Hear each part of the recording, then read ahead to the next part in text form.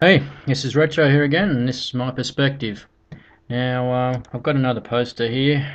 This is from August, I think, August actually, 2009. Heart rate, beep, beep, then what? Well, who knows? I mean, I can tell you what we do know is very little. So, we know that you're dead, you don't come back.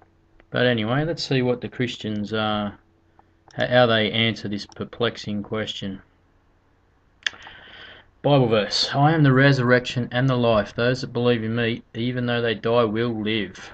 Well, okay. Now, it's a weird thing because do you only live in death if you go to heaven? Because this is a sort of what the Christians seem to be saying here. If you go to hell, you don't live. Your soul doesn't live. It goes to hell. It only lives. They only talk about eternal life if you're saved and you go to heaven.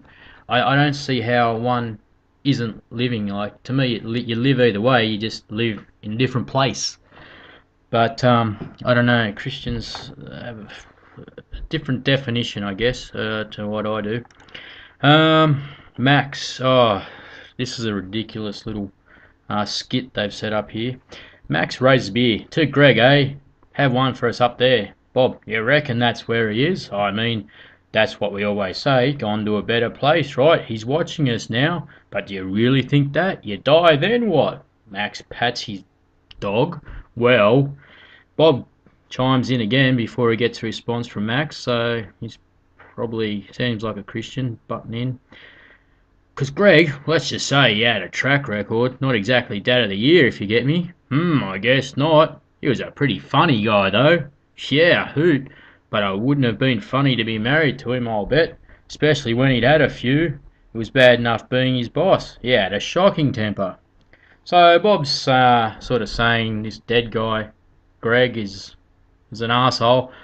Um, didn't like him, so don't know why he's having a at the funeral and interrupting Max, patting his dog and drinking his beer. But anyway,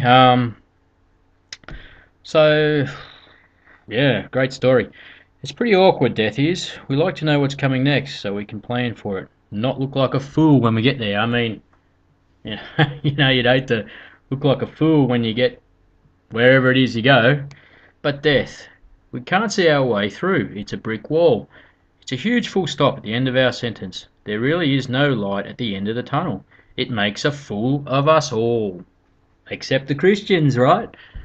So we comfort each other by saying things we hope are true, when we really have absolutely no idea. Well, I actually agree with him there. It just feels better saying, we'll meet them again. You are the wind beneath my wings. Or, as Russell Crowe's Gladiator said, geez, this is a reference, what we do in life echoes in eternity. What? Let's face it, that's sentimental guff, right? Even when Russell says it, yes, that's true. Even Russell spouts sentimental guff in Hollywood movies. You'd think you'd take everything he said, even a line out of a movie, seriously, but in this case, no. But there is one person who has broken through death who can answer the question, then what? I'll give you one guess who the Christians say that is. Jesus Christ. Wow, what a shock. He said to his friends once, I am the resurrection and the life. Those who believe in me, even though they die, will live. And then he walked right out of his own tomb as if waking up from a nap. As if waking up from a nap, rather. I don't remember the story going exactly like that. But anyway, yeah, that sounds plausible. I know. It's going to convince a lot of atheists out there that, well, he said it. There's proof that it happened, right? Wait, no, there is no proof. But the Christians say there was no wishful thinking here, no dreamy, sentimental blarney. It was flesh and blood reality, allegedly.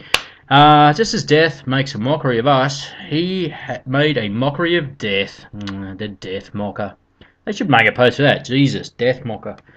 Those who believe in Jesus don't have to be embarrassed by death anymore.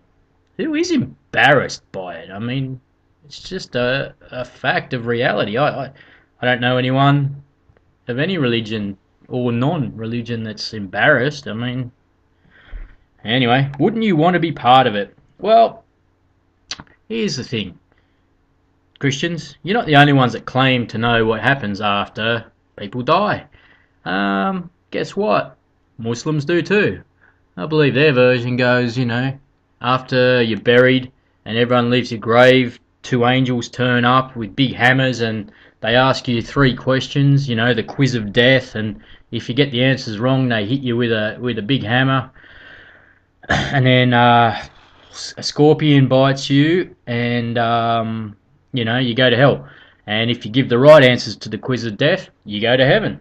So it says that, I don't know if it's in the Quran, it says it somewhere in Muslim teachings. Who are you to say that they're wrong?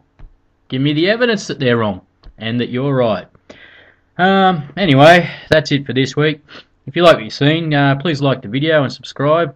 This is Retro signing off, and until next time, get your own perspective. This is mine.